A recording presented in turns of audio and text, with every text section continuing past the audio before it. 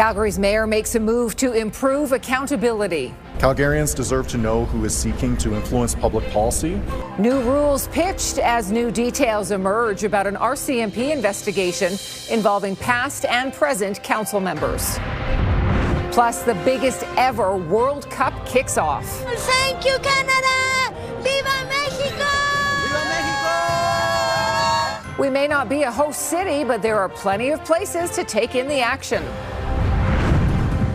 And from near extinction to a healthy herd. For a lot of people, it's something of the past. But for many of the Indigenous community, it's something of the future. But do Plains bison deserve protection outside Banff National Park? The province says no. CTV Calgary, local breaking news with Tara Nelson. Hello and thank you for joining us. Calgary's mayor is planning to introduce a motion that would hold elected officials more accountable while serving in office.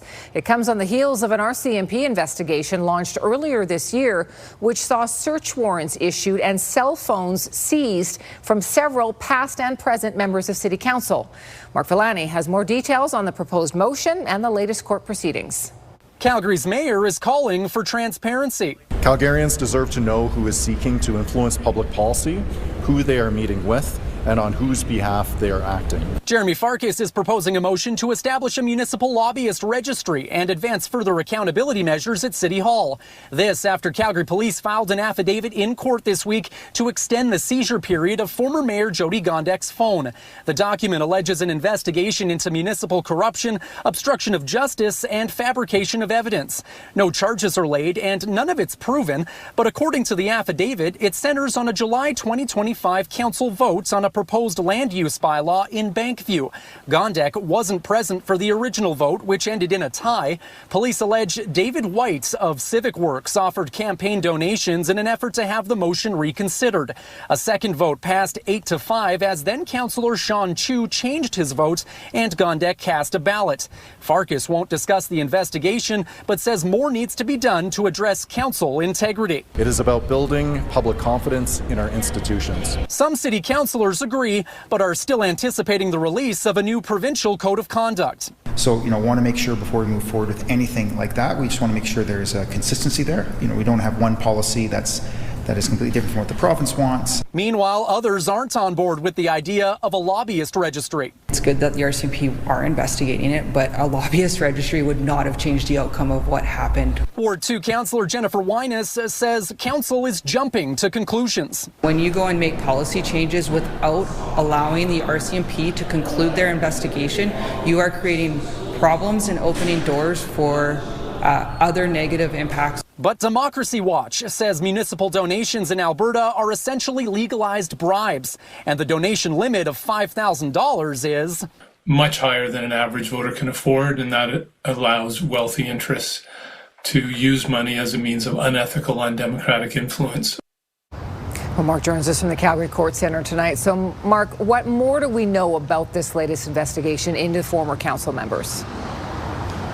Well, Tara, the RCMP says this investigation is still ongoing, but won't comment any further at this time. That's the same for both the lawyers of Jody Gondek as well as David White as these court proceedings still continue. Now, Calgary police this week did ask for an extended hold on Jody Gondek's phone as they've been unable to unlock it. An application to block that request was denied by Gondek's lawyer. That means that we're going to proceed to another hearing. But first, several of the parties, including Gondek and Chu, they want to cross-examine police on this affidavit. That is set to take place later on this month. Tara. Okay, Mark, thank you. Calgary isn't a host city, but that doesn't mean excitement for the 2026 World Cup isn't swelling. Games finally got underway today, and local fans are ready to go. Tim Brooke has more on the cheering, the flair, and Calgary's economic boost. It's missing Toronto's training grounds and Vancouver's venue, but Calgary is still jam-packed with World Cup spirit. Mexico fans flooded onto Stephen Avenue Thursday for kickoff. Nationals of one of the other host countries are thrilled. I'm very excited. It's my first World Cup in Calgary. We're very glad to be able to continue celebrating our team in Calgary. This is not the only watch party. Some movie theaters are opening up for a more quiet, focused viewing experience. And across town, fans can also congregate in an unexpected place. Just a preeminent location, family-friendly, to come have fun, watch your favorite team, enjoy it with your friends and family, and just soak in the excitement. Even those working at the Calgary Farmers Market are happy. We've got lots of vendors participating, offering special deals, discounts. Expect to see a lot more jerseys like these around town over the next month. It's been a lot of Canada. Being first-time hosts, doesn't surprise me. We're seeing a lot of different countries, though, with a lot of interest. We're talking Croatia, Scotland, Germany, England. It has been all over the place. Retailers say merchandise demand is high. That means some have struggled bringing in enough product, though Team Town Sports in the Northwest actually has the opposite problem. We're going to have more Canada jerseys coming in. So I'm really hoping they win the first game here. Even Coke Canada Bottling is getting in on the fun. 50% of Canadians will cheer for Canada plus a secondary team, if not more. And so the 7 countries that we've selected to produce in addition to Canada are the most popular teams across the world. Millions of limited edition cans and bottles are being produced to attract the most diehard among us. Underneath the label, consumers have the opportunity to pull back and find a collectible Panini sticker. There's a reason it's called the biggest sporting event on planet Earth. Let's bring Tim in now. Tim, you're at Eau Claire Plaza tonight. That's another key venue. Yes, a few people down here right now, Tara, but we can tell you it will be absolutely packed for the 1 o'clock tournament kickoff for Canada tomorrow. Down here, there will be at least 3 watch parties hosted. That'll be all 3 of Canada's group stage matches, and then hopefully some more watch parties after, should Canada make it out of their group. So you saw a couple watch parties in that story. Here at Eau Claire Plaza, there will be people.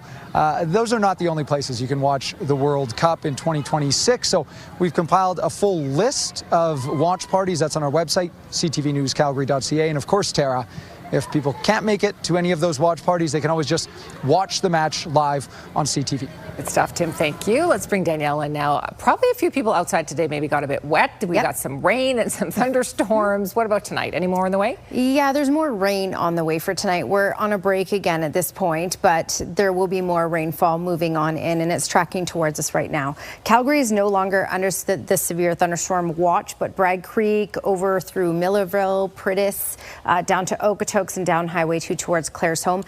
Although the risk of any sort of severe thunderstorm activity is really winding down for the night. But there are still storms tracking towards QE2, also towards the Trans-Canada. For Calgary, we're just looking at more rainfall. 11 degrees right now. You can see those darker clouds. We're not done with this rain yet. And looking at these next 24 hours, yes, rain will be heavy at times, even through the overnight, through tomorrow morning, and then things start to clear up by tomorrow afternoon. And this is a longer term clear up. The weekend looks fantastic. All of those details just ahead. Thank you, Danielle. The tragedy of a woman and a child found dead in a Northeast home has been deemed a murder-suicide. Police attended the home yesterday, and what they found has rocked a quiet community. Here's Moses Woldu. It's a somber day for those living in the neighborhood of Temple Green Place. Stuffed animals, candy, and flowers rest along the fence of a home where a 42-year-old woman and a 7-year-old boy were found dead Wednesday afternoon after police were called to perform a wellness check. Following autopsies Thursday, the Office of the Chief Medical Examiner ruled the boy's death a homicide, and the woman responsible, his mother, took her own life. It was pretty surreal, I thought, because I was looking at it through the window. It's pretty bad. It's upsetting to us. One neighbor telling CTV about her interactions with the family, saying it will have an impact on the community. It's quiet, it's a whole bunch of small families. There's 2 schools literally a stone throw away from us. So to hear that something like this is going on in such a quiet little neighborhood is pretty mind-blowing. The Calgary Board of Education confirmed the boy attended Annie Foote School and that a message was sent out to the school community regarding the death and support for students affected by the loss. Those close to the family quickly gathered some belongings from the home, but did not want to talk about what happened. Out of respect to the family, officials aren't releasing any names. Moses joins us now. Moses, so many in that community will be upset. Police and the Calgary School Board are offering mental health services for those in that community. That's right, Tara. The CBE is offering families an opportunity to use those services like Distress Center Calgary or Kids Help Phone. Now, police are also encouraging residents to know the signs of abuse and how to safely support someone who may be experiencing violence. And of course, this is all free and confidential, and help is available by dialing 211. Tara? Okay, Moses, thank you. A man is now charged in a downtown stabbing. 26-year-old Tyree Jordan Alexander is charged with aggravated assault and possession of a dangerous weapon following the attack yesterday. Officers found the 25-year-old victim near 7th Avenue and 4th Street Southeast. He was in serious but stable condition. Police say the victim and the suspect know each other. A composite sketch of the person believed to be sexually assaulting women in Fish Creek Park has been released. Investigators know someone knows the identity of this person, and they hope they'll come forward. Since April, 3 women have reported being sexually assaulted near Sue Higgins Bridge and Mallard Point. In each case, they were approached from behind by a young man or a teen on a black BMX bike or e-scooter. A vehicle smashed into a strip mall in the Northeast this morning. The force smashed a window and crumbled a brick wall. The Calgary Fire Technical Rescue Team was called in to assess the damage. It happened just after 9:30 in the 1900 block of 8th Avenue Northeast. Paramedics assessed the people in the vehicle. No one inside the businesses were hurt. A Calgary lawyer faces a hearing with the Law Society of Alberta after she misused AI in her closing arguments in a case. Folasad Olugbemi was representing a mother in a child custody battle. She was successful in having a permanent guardianship order dismissed, but the justice learned 2 of the 3 cases cited by AI in her closing arguments did not exist. The court has previously said legal counsel should exercise caution when using AI or large language models in court submissions. One legal expert says these models can make up cases if they aren't properly prompted. In any use of artificial intelligence, you still have to have a human eye on the end result, right? And that didn't happen in this particular case. King says this isn't the first time a case has misused AI in a Canadian courtroom. Olugbami told CTV News she has no comment on the matter ahead of the hearing. In 2017, the Plains bison was reintroduced into the Rockies in Banff. That herd is able to roam freely there under the wildlife classification. But as the herd grows and wanders outside the protection of the national park, so do the calls for them to have that classification throughout the province. Tyler Barrow explains. Banff National Park's bison herd is growing. 16 were introduced into the area in 2017. There are now approximately 150. They're a keystone species, and their role has been absent here for nearly 150 years. The animals are free roaming in the park's eastern slopes and protected as wildlife. Outside of the park, they're classified as livestock. That allows them to be hunted and killed. Animal conservationists want that changed. We could get bison as wildlife. That opens up different options and different opportunities for how we protect them, for how we manage them. But in a statement to CTV News, the Ministry of Environment and Protected Areas says it has no plans to change the classification. A disappointment to those who see the majestic creature as closely connected with Indigenous culture. We have huge potential of reconciliation, trading landscape. The International Buffalo Relations Institute, an Indigenous-led organization, suggests the province instead designate a portion of the province for plains bison protection. It would like to see an area sweeping west of Highway 22 down to Lundbrick, through Waterton Lakes National Park, and into Milk River over to Cypress Hills. It would be totally doable to have a wildlife friendly around that road from the north to the south, so the bison in Banff could get into the best winter habitat. There'd be certain pockets bison couldn't roam. For some, it's more personal. Karsten Hoyer wrote the book Buffalo Lessons. We're bringing back the largest land mammal in North America to Canada's first national park. He helped spearhead the return but died in 2024. His book calls for the province to reconsider how it classifies the species. So does his wife, who carries on the fight. It's one of the things that Karsten felt was kind of left undone. It's a missed opportunity for the province because then there could be a hunt. Tyler Barrow, CTV News, Calgary. In BC and Saskatchewan, the Plains bison is classified as wildlife. Just ahead, a Toronto police officer was shot and killed today. He was a member of an emergency task force team executing a search warrant. The suspect is a teenager.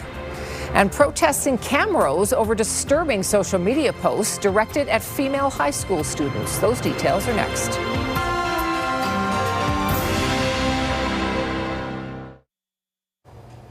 Frontline Lethbridge police officers will start wearing body-worn cameras to record interactions with the public on Monday.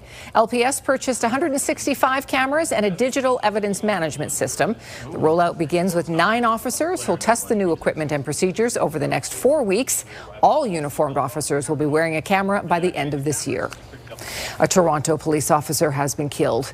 The 43-year-old emergency task force unit constable was shot to death. It is the second time this week an Ontario police officer has been killed in the line of duty. Beth McDonnell reports. 43-year-old Constable Mark Pinizzato was a husband, father to 14-year-old twins, and a Toronto police officer for 18 years. Today, while executing a search warrant, the specially trained member of the emergency task force was shot and killed. Our teams met with Mark's family at the hospital to confirm this devastating news, and they are grieving a profound loss. Words cannot describe the pain they are feeling. I happen to know the mom very well for 20 plus years. Their grief is shared across this entire city. The shooting happened around 5:40 in the morning at a residential tower near Black Creek Drive and Trethui Drive. There was an exchange of gunfire. The Special Investigations Unit says Pinizzato entered a 4th-floor unit when a suspect fired the first shot. A man discharged his firearm at an officer, resulting in the officer being struck. A second officer returned fire, and the man was struck multiple times. A 19-year-old suspect is in custody, sent to hospital in critical condition. Police say Pinizzato was rushed to Sunnybrook, but despite heroic efforts, did not survive. The tower where Pinizzato was shot is the same building where last summer 8-year-old Javai Roy was hit by a stray bullet and killed. In this case, many woke up to the sound of sirens and saw tactical officers with guns. Police have been guarding the lobby and the unit where shots were fired. I was terrified. I was so scared because I'm looking out the window. I'm like, oh my gosh, not again. And then when I went to drop my daughter off at the school bus, I seen all the blood and stuff in the lobby. From Sunnybrook, Pinizzato's body was carried in a procession to the coroner's office. The grief and sadness of this day overwhelming for his fellow officers. This police salute a show of solidarity. Described as a dream recruit, they have now lost one of their own in the line of duty. Beth McDonnell, CTV News, Toronto. Police and school officials in Camrose are investigating social media posts that they describe as deeply concerning and harmful. The posts were directed at female students from Camrose Composite High School. Police and the Battle River School Division say due to privacy laws, they're unable to share details publicly. They say last week they were alerted to the historical group chat involving several youth. They say screenshots of the posts were shared widely. Students and parents have been rallying to send a message that the posts are unacceptable. They also believe the students behind them should face consequences. It makes me feel uncomfortable coming here. It makes me feel like, what if this happens again? Why are our girls feeling unsafe at school? Obvious reasons, but we should be curbing it, stomping on it, squashing it. Police say they don't believe anyone is at risk of physical violence. Both police and the school division say steps have been taken behind the scenes, including interventions and supports for all affected parties. This is CTV News, Calgary. All right, let's bring Danielle back in now as we look ahead to our 5-day forecast. Yeah, and I will say this, make the best of Saturday, Sunday, and Monday, because those will be brighter days, more stable, warmer. a lot of outdoor weather, because then after that we get into another stretch of what we had today. And we're not done with what we had today. This will creep into tomorrow as well. Temperatures will remain cool until the weekend. So 13 is the temperature right now in the city. It's warmer further to the south. So it's 19 in Lethbridge, 20 in Medicine Hat, 19 in Milk River. It's unstable in most places. The winds have not been excessive today. 30 to 40 kilometer per hour gusts in much of the south, except for the far southwest corner, Pincher Creek, 70 kilometer per hour gusts. You can basically expect gusts similar to this for tomorrow as well. We had a lot of activity out there today. Severe thunderstorm watches and warnings were in place. Some cells have produced some larger size hail in some localized areas. Let me talk about what's happening right now, though. So for Calgary, we're on a bit of a break, but you can see this cell that's rolling towards us. It's not a thunderstorm at this moment. It could intensify and become one, but less likely of that happening. More likely we're just getting another burst of rain coming up here, starting to creep in the northwest end in about 20 minutes or so. All right, to move down Highway 2, Okotoks, Diamond Valley, High River, this has weakened a lot. So now these are pockets of heavy rain with a little bit of lightning, but we're not looking at the threat right now in those areas for any sort of hail. Different story when we look towards Bow Island. So just outside of Bow Island, these cells are producing some what looks like smaller size hail, potentially even medium size. And this is tracking towards, well, I wouldn't say it will hit Medicine Hat. It'll get to Medicine Hat, but likely weaken before it gets there. So in between Bow Island and Medicine Hat is where we're looking at some more active weather right now. This clears out with regards to thunderstorm activity, but we're still looking at rainfall in most communities through the overnight hours. Calgary, for example, we even have rainfall right through tomorrow morning, and then this will start to work its way out in the afternoon. So still cloud cover tomorrow afternoon, still isolated light showers in the afternoon, very sporadic by that point though. And then this works its way out completely for the weekend. So we'll likely have some cloud cover Saturday morning, but then we stabilize. All right, how much rain can we expect? This is likely on the high end.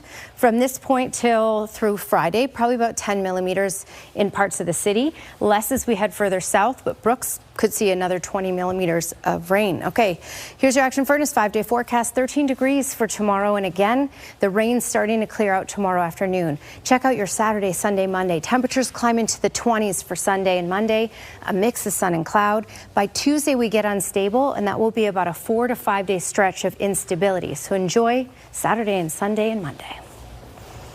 The latest Premier ratings from pollster Angus Reid show Danielle Smith's approval rating has dropped to an all-time low. Alberta's Premier now has a 39% approval rating. That's down from 51% a year ago. 46% of respondents strongly disapprove of her, which is the highest of all the premiers. Angus Reid attributes the change to Smith's decision to add a question about separation to October's referendum. The online survey of just over 1,800 Canadian adults was done from May 7th to 11th. Alberta's margin of error is plus or minus 5 percentage points 19 times out of 20. Woods Home's Bowness campus will expand and modernize. The project is thanks to $4 million in provincial government funding. The province is providing the funds to update spaces to support about 80 young people in care. It comes as Woods Homes marks its 100th anniversary. Strong partnerships are essential to ensure that children and youth can access the right support in a timely manner. It is an investment in hope, healing, and the future of care in Alberta. This announcement also marks an important milestone in the revitalization of this campus. The organization supports about 20,000 children and youth across Alberta every year. Is there a way for Canada to get around Donald Trump's trade rhetoric? His ambassador is giving Canada some suggestions. We'll explain. Also ahead, 75 years of helping kids with cerebral palsy. The Calgary organization is celebrating.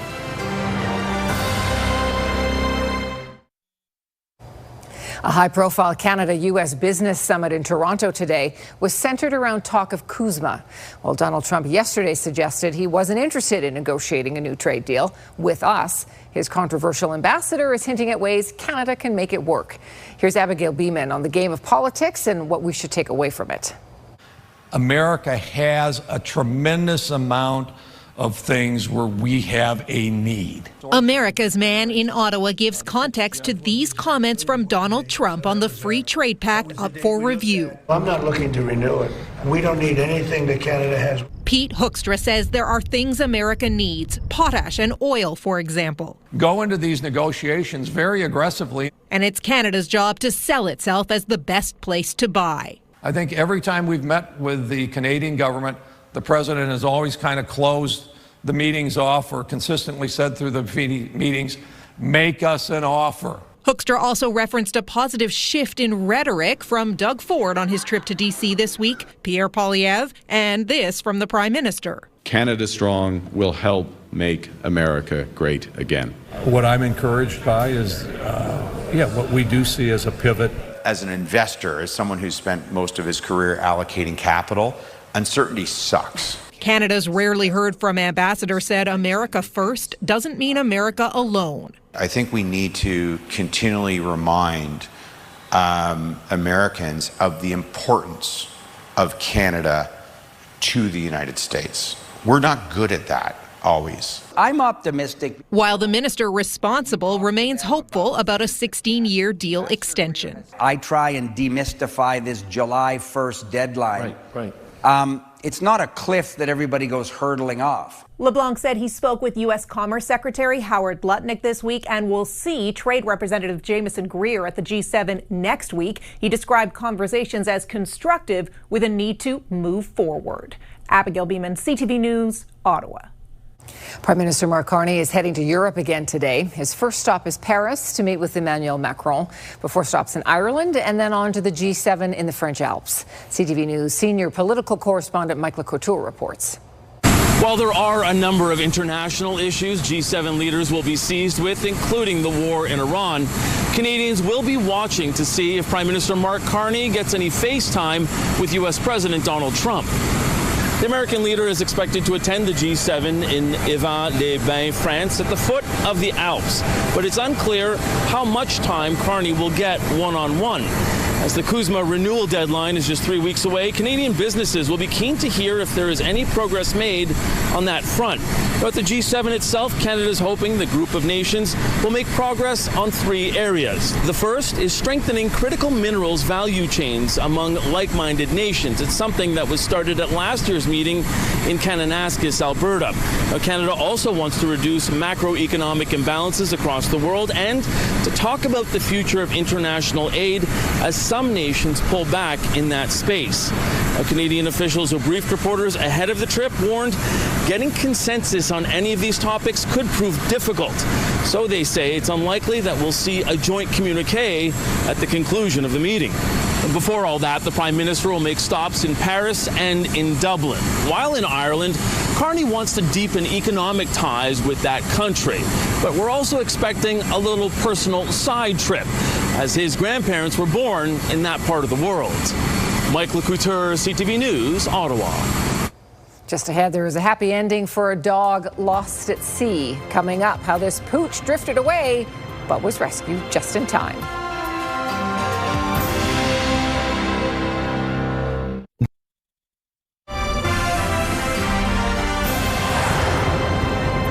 An organization that supports families of children with cerebral palsy is celebrating 75 years in our city. Cerebral Palsy Kids and Families traces its roots to a handful of parents who were looking for ways for their children to be more included in their communities back in 1951. Today, that organization has helped thousands of families. Here's Kevin Fleming. One of Piper Jackson's favorite activities when she was young was to ride a bike. That's when her mom, Emily, discovered Cerebral Palsy Kids and Families. I connected when Piper was 2 years old, but she needed some adaptations, and CP Kids was able to provide her with that bike. Jackson joined the team 14 years ago and now does counseling for parents and caregivers who are raising children with complex needs. CP Kids was here in a time of need for me when I was desperate for something, and so now I can provide support and counseling and resources and advocacy for other families in similar situations to mine. Shirley Stelter's son Taylor is now 31 years old, and she says that peer support has been a constant here since 1951. We all have kiddos. We've been through it. We're navigating the same thing that those other parents are. And that's, I think, one of the the largest connection that we have with those families. Stelter says today parents can access a variety of supports like summer camps, adaptive dance, and soccer programs. Its most popular might be its bike program, with an inventory of 700 adaptive bicycles. We operate probably one of the largest cycling initiatives in Canada for sure, if not North America. Trish Crisp's son Cale is 22 years old, and she remembers the challenges the family faced when Cale was diagnosed, but also the help they received from CP Kids. Once you start talking to people who have been through it, like at the beginning it's really, really, really hard. And so to speak to somebody who has gone through what you're navigating through blindly, it's life-changing. Stelter and Crisp say CP Kids has helped thousands of families over 75 years, and it's always looking to help more. Kevin Fleming, CTV News, Calgary.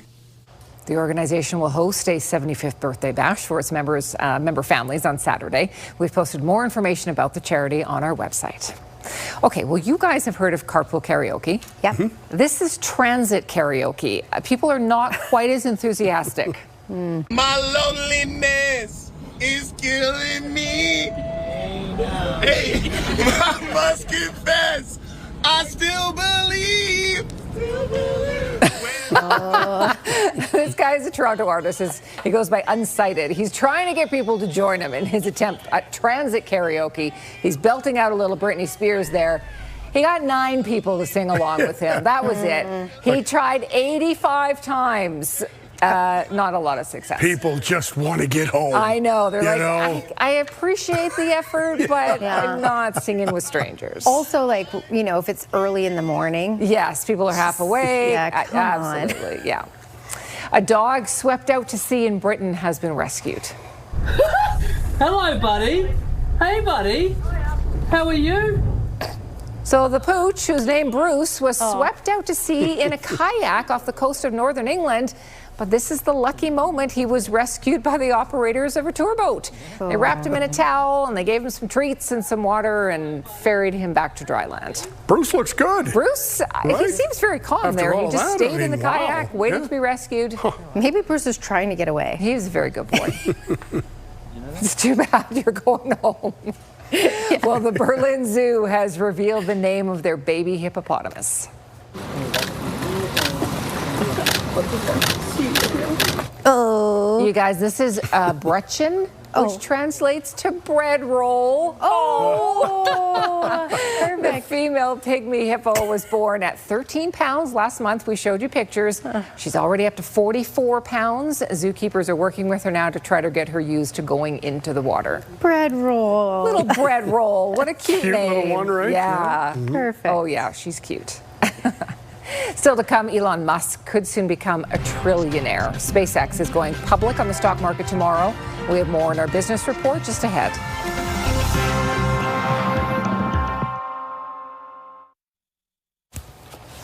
Okay, Skywatch weather camera, and the live shot showing you some pockets of rain in the city. Cool shot.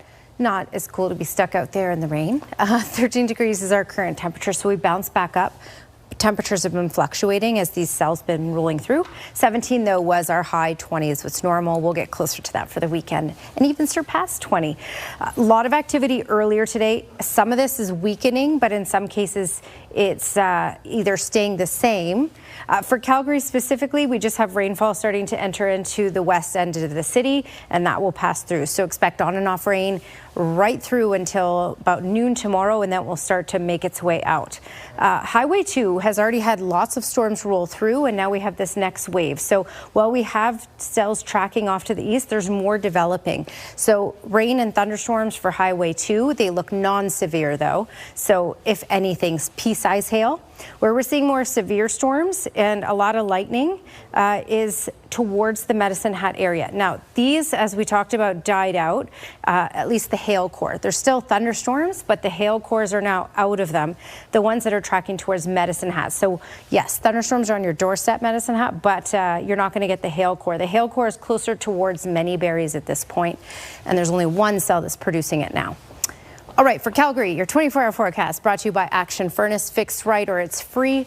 And for Calgary, we're rainfall on and off through the evening, through the overnight hours until about noon tomorrow. And then it really starts to lighten up and become very sporadic and very light if you see it at all. 13 degrees is our high in the afternoon. Gusts still up to 40 kilometers per hour out of the north. And by the afternoon, just that small chance of showers. And then things really shape up for the weekend. Kamloops tomorrow, 26. Edmonton, 17. Rocky Mountain House, Red Deer. All through southern Alberta, we're looking at cooler temperatures once again tomorrow and rainfall. Tara? Thank you, Danielle. Jeremy Farkas plans to introduce a motion to hold elected officials more accountable while in office. The mayor wants a municipal lobbyist registry. The move comes on the heels of an RCMP investigation connected to several past and present members of City Council. Calgary police say the deaths of a mother and her son in a northeast home was a murder-suicide. Autopsies conducted today found the 7-year-old's death was homicide. The 42-year-old woman then took her own life. World Cup fever is underway in Calgary. Mexican fans were out in force downtown to watch their team play in the opening match. A large crowd gathered at TELUS Spark today for a panel discussion on the future of the city's transportation and logistics sector. The event, hosted by Calgary Economic Development, focused on how global forces are redefining how goods move and what it means for Calgary's future in the short and long term.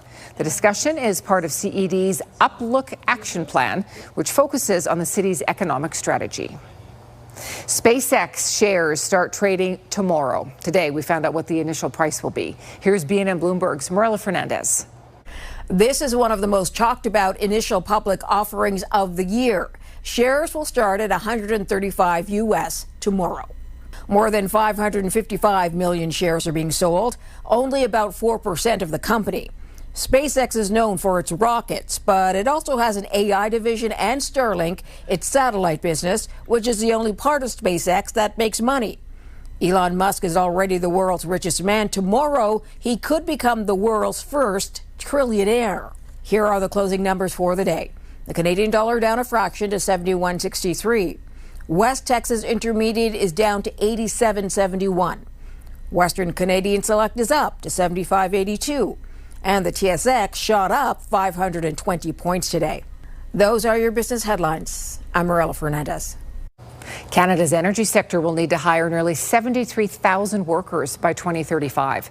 That's according to a new report from Careers in Energy, a division of a national energy safety association. It says those new workers will replace the nearly 54,000 expected to retire. The report also says labor and skills shortages in Canada's energy sector are expected to begin as early as next year. Last year, the oil and natural gas sector both reached record production levels and employed close to 193,000 people across the country. The rapid rise in oil prices means Alberta's economy will likely lead growth this year.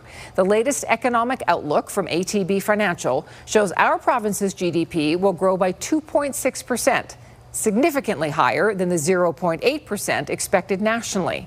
The report says population growth is also boosting construction and consumer spending more in Alberta than elsewhere in the country. The Calgary Surge are in a major slump. They are 1/3 into the season. They have no wins so far. Glenn will tell us how they plan to reset next.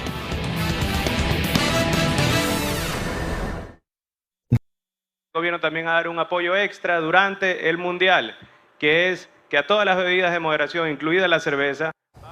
The president of Ecuador is delivering some good news for many soccer fans. Violence-plagued Ecuador has had little cause for celebration lately. So to inject a little cheer, Daniel Noboa is cutting the price of beer during the World Cup. He made the announcement to loud cheers while at a road project in an area that's been rocked by turf wars between rival drug gangs. His tax cut lowers the cost of a cold one by 20%. Canada plays its first game at the World Cup tomorrow. Glenn is back with us. And Glenn, who are the Canadians up against first? Tara, Team Canada goes up against Bosnia and Herzegovina in their first game. The World Cup got underway today as one of the hosts, Mexico, went up against South Africa, and it's Mexico who score first, the first goal of the 2026 World Cup. South Africa turns the ball over there, and Julian Quinones will rip it home. That goal came in the 9th minute. Mexico off to a great start in this game. Mexico adds to the lead in the 67th minute. Great cross here, right to Raul Jimenez. He will head it home. Makes it a 2-0 game for Mexico. That's the way this one would end up. Mexico picks up the first win of the 2026 World Cup of Soccer. In Canada against Bosnia and Herzegovina. Kickoff tomorrow time, 1 o'clock our time. Well, it's been a brutal season for the Calgary Surge. They're in dead last and have yet to win a game this season. Miller Moore tries to make it happen, and he does. It looked like the Calgary Surge were well on their way to their first victory of the season on Wednesday night against Saskatoon. But as has happened in quite a few games this season, the Surge would fade down the stretch, and the Mamba would walk away with a 94-88 victory. Can't score it. The rebound picked up by Bediako. With the loss, the Surge dropped to 0-8 on the season. It's been very tough. You know, of course we want to win. We go out in every game trying to win and put our best foot forward. We've just been coming up short a lot. I think it's just, you know, just a block in the road. You know, something that we just got to get over and stay together and find our way through it. The big problem for the Surge, they're already a third of the way through the season. This is the message interim head coach Dave DeVero has for his team. The big part is us staying together through the difficult times. You know, that's the only way we're really going to get out of a situation like this, if we stay together and believe in each other and support each other. These are good enough basketball players to figure out the basketball piece, but us staying together and supporting each other is a big part. The Surge have had an incredible amount of success in their first 3 seasons in the league. They went to the final in 2 of their first 3 years. This is the first time the club has faced this kind of adversity. A little bit of adversity, you know, it's how you respond. You know, it's only an L if you look at it like you can't bounce back from it. You know, so you know, it's a part of sports. You lose some, you win some, and you know, I just want the fans to stay with us and stay engaged, because I know we'll be on top at the end. There's no question things look bleak right now, but the Surge still think there's time to turn things around. We started, you know, 6 out of our first 7 games were on the road. So we get a chance to play in front of our home crowd, and, you know, the home court advantage is a big thing in this league. Up next for the Surge, a home-and-home series against Manitoba. They're in Winnipeg tomorrow night and then back here in Calgary on Sunday. Let's see if they can get that elusive first win. Stanley Cup playoffs, first period, Vegas and Carolina all tied up at 1 apiece. The series tied also 2 games apiece. Good stuff. Thank you, Glenn. Final peek at the forecast, Danielle. A little more rain tonight. Yep. So, you know, same old, but enjoy. Like, I can't stress this enough. Make the best of Saturday, Sunday, Monday, when we have a ridge of high pressure and dry sunshine and warm temperatures, because next week most of it looks unstable too. Rain until basically about noon tomorrow in the city, and then things will start to basically clear out and become just isolated light little pockets of almost nothing, just sprinkles. Another 5 to 10 millimeters is possible before this is all fully said and done. And then, as you can see, really shapes up for Saturday, Sunday, Monday, and we'll get into the 20s by Sunday. Yay! Weather window brought to you by Lux Windows and Doors, crafting quality windows and doors for your style, budget, and Alberta's climate. And Diane Bach sent this one, and she took this near Champion. And this is just the perfect photo to explain what our weather has been. You can almost feel the wind. Yeah. Thanks for your company tonight. Have a great evening. We'll see you tomorrow.